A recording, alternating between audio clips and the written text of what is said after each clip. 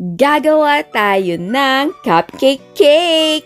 Yes, ito po ay kumpol-kumpol ng cupcakes na nilagyan natin ng frosting para magmukha siyang iisang cake lang. Kaya kung meron kayong tira-tira mga cupcakes, pwedeng ganito ang gawin ninyo. And syempre, ang gagawin natin ay no bake. Ito ay moist chocolate na cupcakes pero pwedeng gumamit ng kahit anong flavors. Ito lang yung ginawa ko dahil madaling gawin. Tapos sa gitna ay pwede kang maglagay ng dedication or greetings. Pwedeng I love you or happy birthday. So unang gagawin natin ay ang ating moist chocolate na cupcakes. Pero kung gusto nyo na ibang flavor ng cupcakes ang gagamitin, okay lang. Sa ating bowl ay meron tayong all-purpose flour. Lagyan natin ito ng baking soda. Maglagay din tayo ng konting asin and instant na coffee powder. Ito ay Nescafe pero syempre pwedeng gumamit ng kahit anong brand. Maglagay tayo ng cocoa powder. Ito ay unsweetened. Optional pero masarap kung maglalagay ng milk powder. Maglagay din tayo ng brown sugar at haluin na muna natin ito. Next naman ay maglagay tayo ng itlog, cooking oil, white vinegar at konting vanilla essence. Tapos ay haluin na muna natin ito. And then, maglagay tayo ng hot water at haluin natin ito ng mabuti until wala ng lumps. Ayan, so ito yung ating cupcake batter. So, iba na yung bowl dahil ang ginawa ko, sinala or gumamit ako ng strainer para kung may buo-buo pa dun sa ating batter ay masala na. So, ngayon naman, ang gagawin natin ay ililipat natin siya sa ating mga molde. At dahil steam ang gagawin natin sa pagluluto, dito ko siya ilalagay sa ating mga plastic na molde. Ito ay pang puto. Tapos, lalagyan natin ng cupcake liner. So, ganyan lang. Tapos, ilagay natin dito yung ating batter. So, ang gamit kong cupcake liners ay 3 ounce. Sa paglalagay, syempre, huwag nating punuin. Ayan, ilagay na natin yung ating cake batter dito sa ating mga molde. Ilagay na natin sa ating steam basket. And yes, nagpainit na ako dito dahil isi-steam natin siya. Again, kung may oven kayo, pwede siyang i-oven. Okay, so eto lang ang kasya.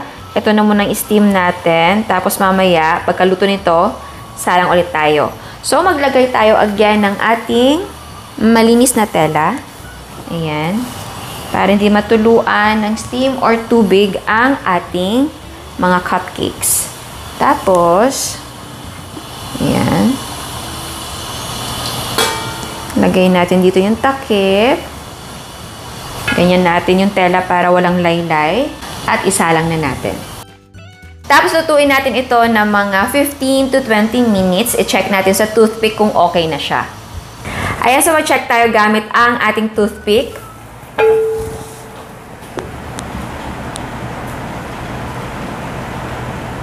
And, okay na siya, hindi na siya basa. May few moist crumbs lang, pero okay lang yan. Basta hindi na siya basa. So, hanguin natin ito, palamigin. Tapos, magsalang tayo ng isa pang batch. Ayan, so ang gagawin natin ngayon ay ilalagay natin ang ating mga cupcakes dito sa ating container. Ito yung magiging packaging natin.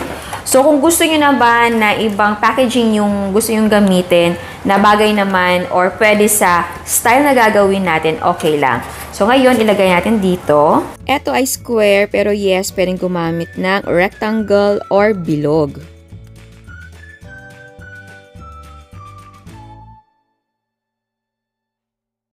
And then, maglagay tayo ng frosting sa gitna. So, sa kulay, kahit anong kulay na gusto nyo, ay pwede.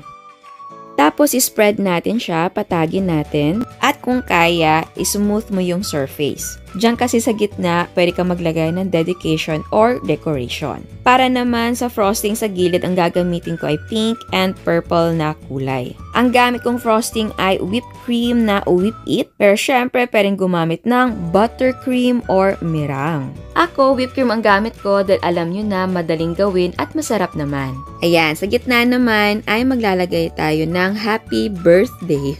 Or kahit anong message ang gusto nyo, pagpasensyahan nyo na yung sulat ko. Hindi talaga ako sanay. Nagkamali pa ako sa spelling ng birthday, Diyos ko, day. Kulang ng DA. Kaya mapapansin nyo sa finished product na yan ay iba na ang format. Next naman ay ito yung medyo maliit na clear pack. Ang ginawa ko naman dito ay combination ng purple at old rose na kulay. Again, kahit anong kulay na gusto nyo, pwedeng green and red na combination or blue, yellow, or violet. Ito naman ay I love you lang, tapos maglagay tayo ng sprinkles. At ayan, eto na ang ating cupcake cake! Okay, ayan, tikman na natin. Nabawasan na ng isa dahil excited yung mother ko. Tinikman niya. So, ngayon naman ako ang titikim. Kuha tayo. Ayan. Ooh. Ayan siya. Okay.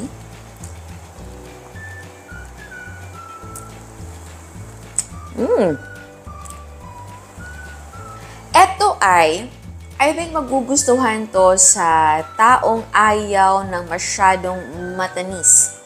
Kasi yung mismong cupcake natin ay hindi talaga siya ganun katamis. Siguro kung may mararamdaman ka, pero very, very light.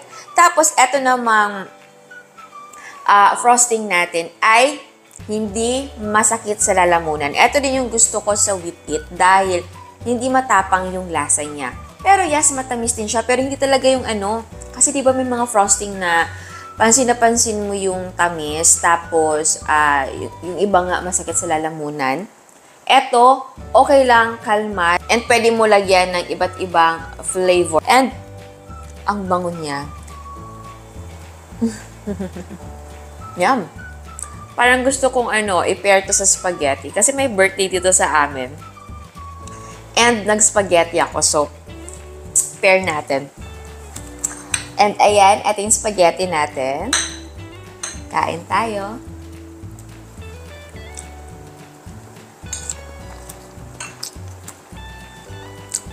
And yung shake.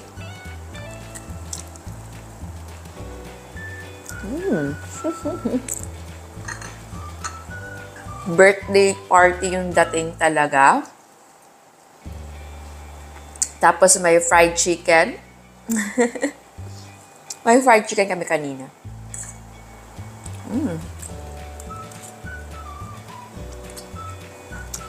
Again, pwede na hindi moisture cupcakes yung gamitin nyo as cake base. Pwede ibang flavor gaya ng vanilla, yellow cake, or ibang flavor.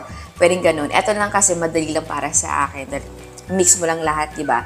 Tapos, pagdating naman sa frosting, pwede naman na buttercream or yung meringue, yung mga ganun. Ito lang din kasi, simple lang din gawin yung ating Whip It na whipped cream frosting. Ayan. So, sa kulay, again, kayo nang bahala. Pwede na parang Christmas theme, red and green, yellow, tapos yung iba naman kung gusto niyo blue, light blue, sky blue, mga ganun. Or yung pang Halloween, merong black, violet, tapos orange, pwede ganun, or yellow. And sa pag-frosting naman, pwede naman na iba yung type of piping. So, ayan, sana nagustuhan nyo ang recipe natin ngayon. Ciao! Pwede mong ibenta ng 150 pesos ang 1 dozen. Syempre, sa regular lang yan ang mga cupcakes gaya ng gawa natin. Pero syempre, kung may mga dagdag na, magdadagdag ka din sa price. Again, ang selling price ay magdidepende kung magkano ang mga presyo ng mga sangkap sa inyo. At sa mga hindi pa nakasubscribe, please subscribe sa ating YouTube channel and please click the notification bell and please click all para ma-notify kayo sa lahat ng uploads. And please don't forget to like our Facebook page and follow us on Instagram. Thank you!